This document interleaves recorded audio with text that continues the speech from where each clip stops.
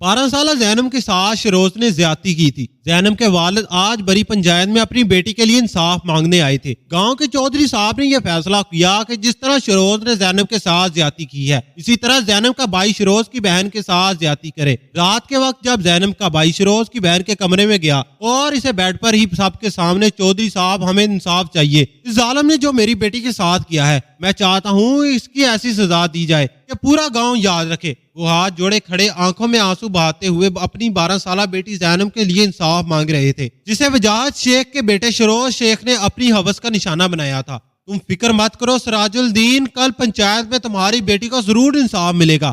جاؤ تم، اب ہماری مجھ سے ملاقات صبح پنچایت میں ہی ہوگی۔ سگریٹ کا کش لیتے ہوئے وہ سخت لہجے میں بولے، جس پر سراج الدین سر جھکائے بھاری قدموں کے ساتھ اپنے گھر کی جانب چل پڑا، جہاں اس کی بیوی اپنی بیٹی کے ماتھے پر ٹھنڈے پانی کی پٹیاں رکھی تھی، اس کے بخار کو کم کرنے کی کوشش میں مکان ہو رہی تھی۔ کیا ہوا؟ کیا کہا چودھری سائی نے؟ سراج الدین کو گھر میں داخل ہوتے ہوئے دیکھا تو رشیدہ نے بے تابی سے پوچھا، ایک نظر ساتھ ہی بیٹھے اپنے 22 سالہ بیٹے شیروز علی پر ڈالی، جو خود بھی باپ کی جانب متوجہ تھا۔ کل پنچایت میں فیصلہ ہوگا۔ افسردہ لہجے میں وہیں بچی چار پائی پر لیٹ گئے۔ شیر علی نے ماں کی طرف دیکھا اور پھر ایک نظر بخار میں تپتی اپنی بہن کی طرف ڈالی، اٹھ کر گھر سے باہر نکل گیا۔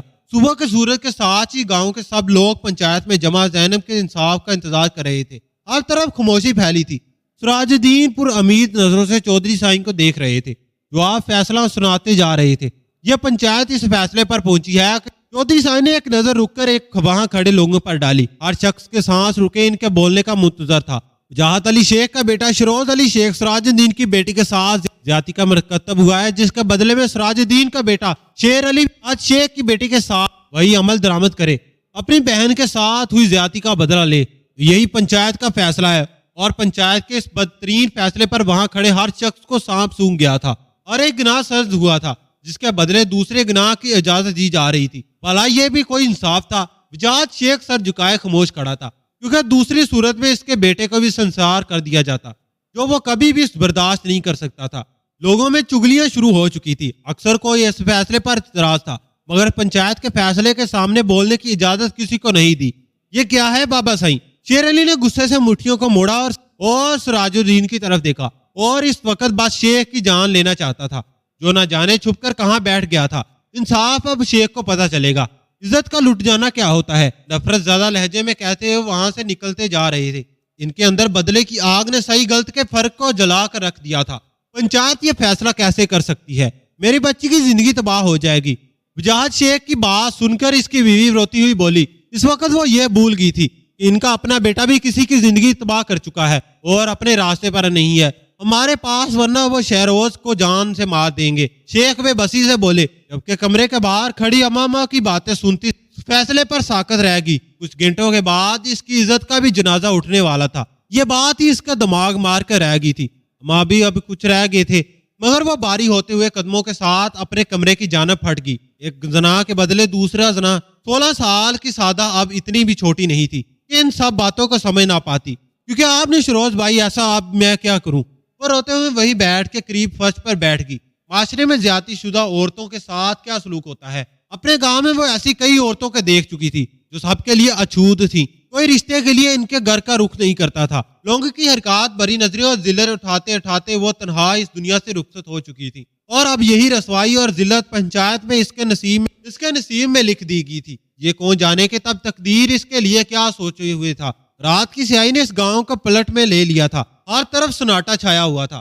جب اس سناٹے کی آواز، چیزتی قدموں کی آواز اس گلی میں سنائی دینے لگی، وہ چلتی ہوئی اس دروازے کے سامنے جا کر کھڑی ہوگی جہاں وہ بد نصیب رہتی تھی، جس کی پل بار بعد ہی زندگی جہنم بننے جا رہی تھی۔ کون ہے؟ دروازہ کھٹکھٹانے پر اندر سے باری مردانہ آواز بری، سراج الدین دروازہ کھولو۔ سراج الدین کی آواز پر مقابل نے فوراً دروازہ کھول دیا۔ سامنے ہی شیخ کھڑا تھا، جس کے پیچھے کمرے سے نکلتی اس کی بیوی ان دونوں کو اس کو دیکھتے ہی رونا شروع کر چکی تھی۔ اندر نہیں بلاؤ گے؟ وجاہت سراج الدین شیخ کی آواز پر شیخ نے فوراً ایک طرف ہو کر انہیں اندر آنے کی اجازت دے دی۔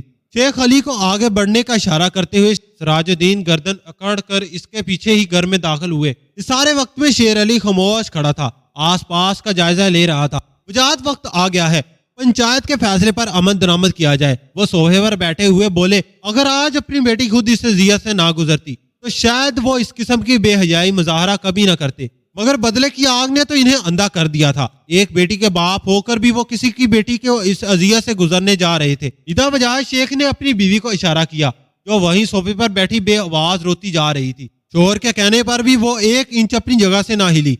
मजबूरन शेख के बेटे की कमरे की तरफ बढ़ी और चंद मिनट बाद सर झुकाए सादा बाप के पीछे पीछे चली आई। शेख ने इसे न जाने क्या कहा था, जिस पर अब वो सर झुकाए सबके सामने खड़ी। इसे देखते निदा के रोने में रवानगी आ गई थी। शेर सराजुद्दीन के इशारे करने पर शेर अली अपनी जगह से उठा और आगे बढ़कर सारा का बाजू पकड़कर अपने कमरे में ले गया, जहां से अभी वो बाहर आए थे।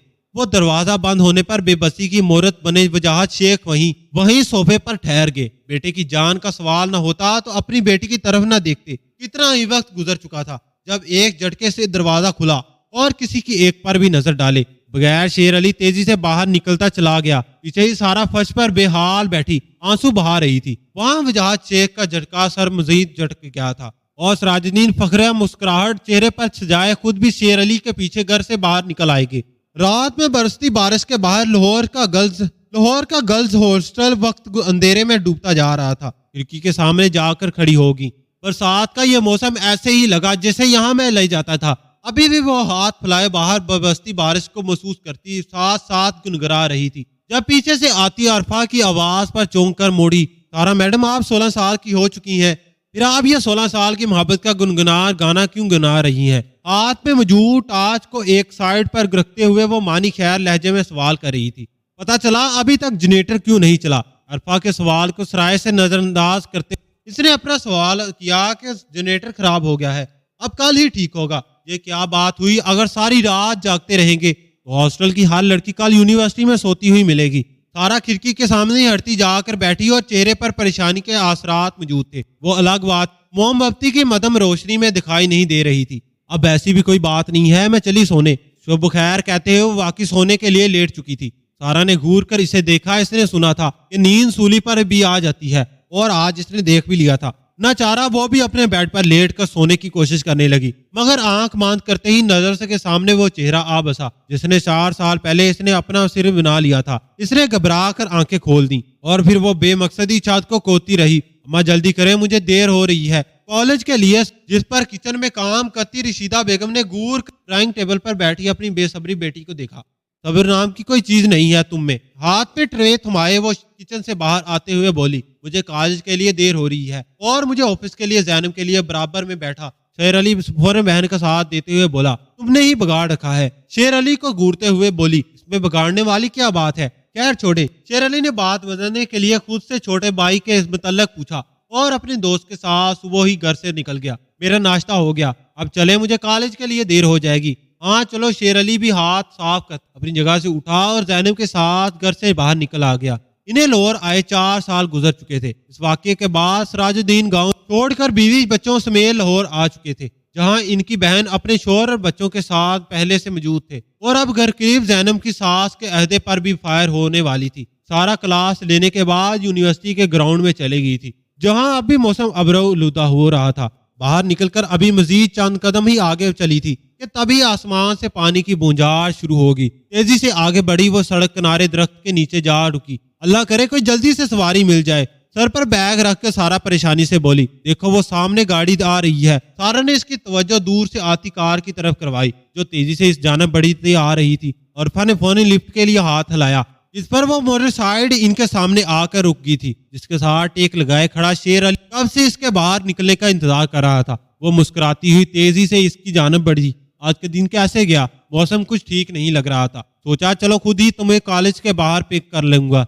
ज़ैनब के हाथों से बैग लेते हुए साथ ही अपने आने की वजह बताई। रास्ते में ही तेज बारिश हो शुरू हो चुकी थी। शेर अली ड्राइविंग के साथ साथ ज़ैनब की बातों के जवाब देने में भी मसरूफ था जब सुनसान सड़क पर तेज बारिश बिकती हुई इन्हें 2 लड़कियां दिखाई दी। भाई शायद इन्हें मदद की जरूरत है। इनमें से एक को हाथ हिलाते देखकर और ज़ैनब ने कहा, यहाँ सबको मदद की जरूरत है, जब हम किसी के लिए नहीं रुक सकते। शेर अली संजीदगी से बोला और वो शायद रुकने का इरादा नहीं रखता था। पर भाई कितनी तेज बारिश हो रही है, हमें इनकी मदद करनी चाहिए। इनके साथ बाजू पर हाथ रख ज़ैनब ने इसे समझाया। साथ ही एक नजर सामने डाली जहाँ वह दोनों खड़ी थी। زینب کے اثرات پر شیر علی نے مزید کچھ بھی نہیں کہا، بغیر سیدھا گاڑی ان کے سامنے روک دی۔ اللہ کا شکر ہے کہ گاڑی رکتے ہی شیر علی کی طرف بڑھی اور یوں ہی گاڑی کا شیشہ نیچے کرتا عطاب بھی سامنے کی طرف دیکھ رہا تھا، جب پیچھے کھڑی سارا اسے دیکھتی ہی ساکت رہ گئی تھی۔ آسمان سے برستی بارش عرفہ کا شیر علی سے مدد مانگنا اسے کسی چیز کا ہوش نہیں تھا، وہ تو اسے ایک رات میں پہنچ گئی تھی جس کی اس زندگی مکمل طور پر بدل کر رکھ دی تھی۔ چلو سارا کہاں کھوگی، عرفہ کی آواز پر وہ ایک دم چونکی، مگر خود کو تکی ہوئی عرفہ عجیب نظریں اسے ہڑکانے پر مجبور کر رہی تھی۔ بات کر لی میں نے، آ جاؤ سر جھکائے وہ عرفہ کے ساتھ گاڑی کی پچھلی نشست پر بیٹھی تھی۔ ان کے بیٹھنے ہی شیر علی نے گاڑی ہاسٹل کے راستے پر ڈال دی۔ باقی سارا سفر خاموشی سے گزرتا جا رہا تھا، اس نے مجھے پہچانا نہیں۔ رات کے 9 بجے سیدھی ٹیبل پر جا کر بیٹھی، سارا اسائنمنٹ پر توجہ دینے کی بجائے مسلسل شیر علی کے بارے میں سوچ رہی تھی۔ ہاسٹل کے واپس آنے کے بعد اس کی سوچ کے سارے تانے بانے شیر علی سے جڑے ہوئے تھے، جو 4 سال پہلے نسبت کافی باز اور سنجیدہ نظر آ رہا تھا، مگر اس نے ایک نگاہ غلط بھی سودا پر ڈالی نہیں تھی اور یہی بات سے پریشان کیے جا رہی تھی۔ کیا میں 4 سال کافی بدل گئی؟ اس نے ٹیبل پر موجود آئینے میں نظر آتے اپنے عکس کو دیکھا، جس کی خوبصورتی پر کوئی بھی مرد افسرد ہو سکتا تھا۔ نہیں، میں تو اب بھی ویسی کی ویسی ہوں، وہ بھی ویسے ہی تھا، پھر مجھے کیوں نہیں پہچانا؟ میں تو انہیں بھولی ہی نہیں، کیا وہ مجھے بھول گئے؟ اس سے وہ براتی ہوئی ایک رات کے بارے میں سوچنے لگی جب شیر علی صاحب کے سامنے اسے اپنے کمرے میں لے گیا تھا۔ پلیز اللہ سائیں مجھے اس انسان سے بچا لے۔ بیڈ پر بیٹھی 16 سالہ سارا خوفزدہ نظروں سے شیر علی کو دیکھ رہی تھی، جو ادھر ادھر چکر لگاتا رہا، نہ جانے کیا سوچ رہا تھا کہ کمرہ لوک کر کے سارا کو بیڈ پر دھکیلنے کے بعد وہ جیسے اسے بھول ہی گیا تھا۔ کافی دیر تک یوں ہی کمرے کے چکر لگاتے رہنے کے بعد شیر علی نے سارا کو اٹھنے کا اشارہ کیا اور خود دور دروازے کی طرف بڑھا۔ سارا حیرت زدہ سے اس کے پیچھے چل پڑی، وہ یہی سب سوچ میں اس کے پیچھے کیا چل رہا ہے، جب ایک دم سے شیر علی مڑا اور ایک زناٹے دار تھپڑ اس کی گال پر چھوڑتا زمین پر بوسا گیا۔ سارا آنسو بہاتی گال پر ہاتھ رکھ کے اسے دیکھتی جا رہی تھی، آنکھوں میں حیرت کی جگہ اب خوف نے لے لی تھی۔ فرش پر گرنے کے باعث کپڑے بے ترتیب ہو چکے تھے۔ شیر علی کے ایک تھپڑ نے اسے اس طرح حال بے حال کر دیا تھا۔ یہاں سے باہر نکل کر تم سب کو یہی بتاؤ گی کہ میں نے تمہارے ساتھ زیادتی کی ہے، تم سمجھی ہو؟ وہ اسے اپنی آنکھوں میں دیکھتا ہوا بولا، جس پر سارا نے روتے ہوئے فوراً اس بات میں سر ہلا دیا۔ اس کے بعد تو شیر علی نے تو وہاں سے نکل گیا، مگر وہ پیچھے بہت کچھ چھوڑ گیا تھا۔ تہمت، عزت، عقیدت، شیر علی کے نام کی تہمت کے لیے سارا اس کے ساتھ عقیدت جیسے اساسات سے بند کی تھی۔ ایک کمرے میں وقت گزارنے کے باوجود اس کی عزت محفوظ تھی، یہ بات شیر علی اور اس کے علاوہ کوئی دوسرا نہیں جانتا تھا، اور وہ چاہتی تھی کہ کوئی نہ جانے وہ ہمیشہ اس کے نام کی تہمت کے ساتھ رہنا نہ چاہتی۔ نہیں، مجھے شیر علی سے محبت نہیں ہے، وہ تو ایک رات ہی اسیر ہو چکی تھی۔ ان 4 سالوں میں وہ اس ایک رات میں ہی کہیں قید ہو چکی تھی۔ رات کے دوسرے پہر میں وہ اپنے کمرے میں لیٹا، وہ بس کروٹوں پہ کروٹیں بدلتا رہا تھا۔ بس یہ اندازہ غبار تھا کہ وہ تھمنے کا نام ہی نہیں لے رہا تھا۔ پورے 4 سال بعد اس نے وہ اپنا چہرہ دیکھا تھا، جس سے دیکھ کر اس کے اندر نفرت کی چنگاریاں بھڑک اٹھی تھی۔ اس نے کس طرح خود کو قابو پایا تھا، یہ بات شیر علی جانتا تھا۔ اپنی بہن کے ساتھ ہوئی وہ زیادتی آج تک بھول نہیں پایا تھا اور نہ ہی بھولنے کا ارادہ رکھتا تھا۔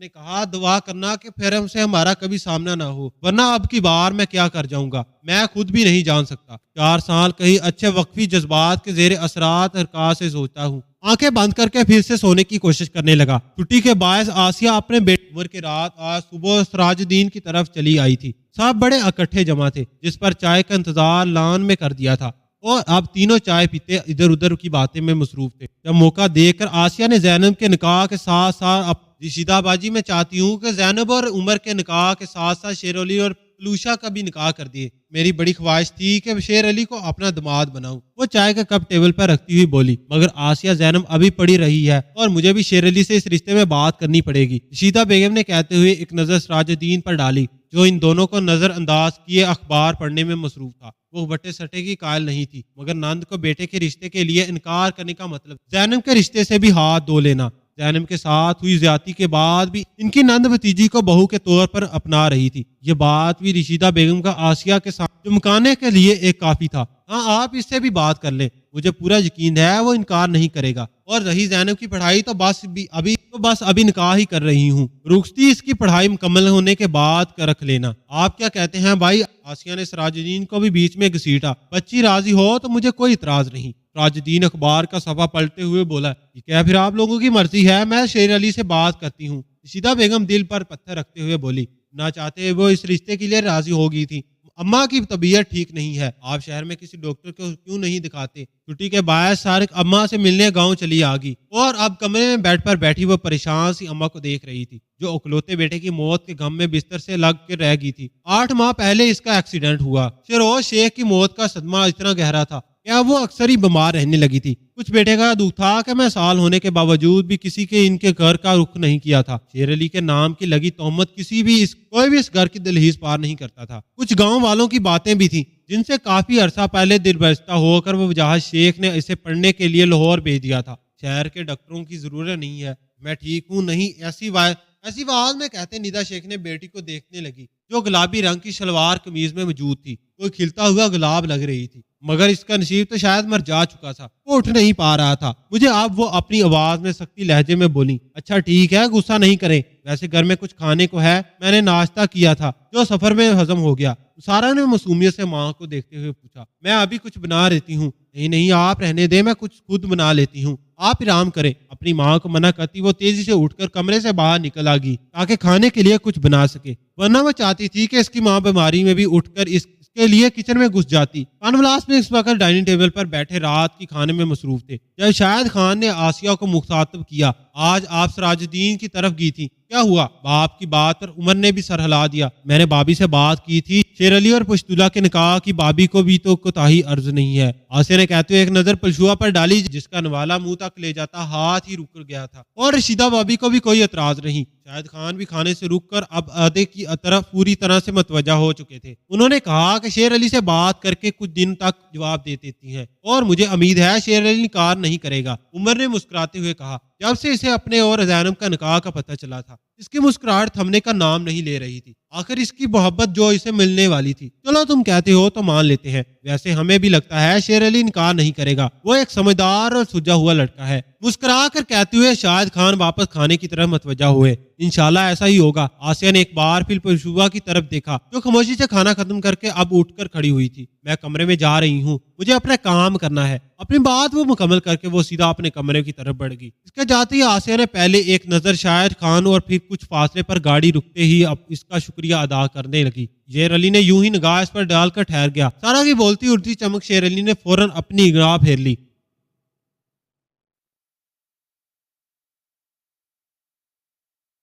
जब बोला तो लहजा सख्ती लिए हुए था। जाओ जल्दी। सारा फौरन गाड़ी से उतरकर हौसले की जान बढ़े। शेर अली से देखते ही रहा जब तक वो अंदर नहीं चलेगी। मुझे क्या जरूरत थी इसकी मदद करने की। सर झटक कर गाड़ी स्टार्ट करता वो घर की तरफ रवाना हो गया। आज सड़क से गुजरते वक्त इसने इन लड़कों को सारा को तंग करते हुए देखा था। उसकी मदद को चला आया था। अच्छा हुआ तुम आ गई, मैं अभी तुम्हें कॉल करने वाली थी। सारा को रूम में दाखिल होते देखकर अरफा जल्दी से उठकर इसकी तरफ बढ़ी ताकि शापर जला ले सके और वो आराम से बैठकर शेर अली के बारे में सोचने लगे। शेर अली ने मैं दाखिल होते हुए देखकर अरफा से जल्दी से उठकर इसकी तरफ बढ़ी थी और आराम से बैठ के शेर अली के बारे में सोचने लगी। शेर अली ने एक बार इसकी इज्जत की हिफाजत की थी, यही बात इसे सरशार करने के लिए काफी थी। आपको आज की हमारी कहानी पसंद आई है तो वीडियो को लाइक शेयर कीजिएगा और अपने दोस्तों के साथ भी जरूर शेयर कीजिएगा। और हाँ, अगर आप हमारे इस चैनल पर नए हैं तो हमारे चैनल को जरूर सब्सक्राइब कीजिएगा। मिलते हैं कल एक नई और दिलचस्प कहानी के साथ। अल्लाह हाफिज, शुक्रिया।